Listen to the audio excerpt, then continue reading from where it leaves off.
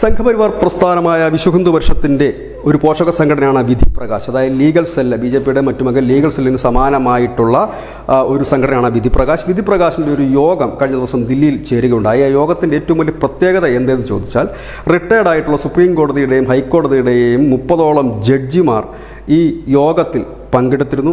ആ യോഗത്തിൽ വഖഫ് ബില്ലും ക്ഷേത്രങ്ങൾ സർക്കാരിൽ നിന്ന് മോചിപ്പിക്കുന്നതും മതപരിവർത്തനവും അടക്കമുള്ള വിഷയങ്ങൾ ചർച്ച ചെയ്തു. ഇത് കൂടാതെ കാശി മധുര ഇപ്പോൾ നിലവിൽ കോടതിയിൽ കേസ് കിടക്കുകയാണ്. അത് സമവായത്തിലൂടെ പ്രശ്നം പരിഹരിക്കാൻ എന്തൊക്കെ നിയമവഴികളുണ്ട് എന്നുള്ള കാര്യവും ചർച്ച ചെയ്തതായിട്ടാണ് പുറത്തു വരുന്ന വിവരം. അതായത് വിശ്വഹിന്ദു പരിഷത്ത് പ്രധാനപ്പെട്ട ബില്ലുകളുടെ കാര്യത്തിൽ ഒരു നീക്കം തുടങ്ങിയിരിക്കുന്നു. പ്രത്യേകിച്ച് ഈ ക്ഷേത്രങ്ങൾ സർക്കാരിൽ നിന്ന് മോചിപ്പിക്കുന്ന ആ ഒരു നിയമം, ഒപ്പം തന്നെ മതപരിവർത്തനം, കാശി മധുര കേസുകൾ കോംപ്രമൈസിലൂടെ സമവായത്തിലൂടെ തീർക്കുക.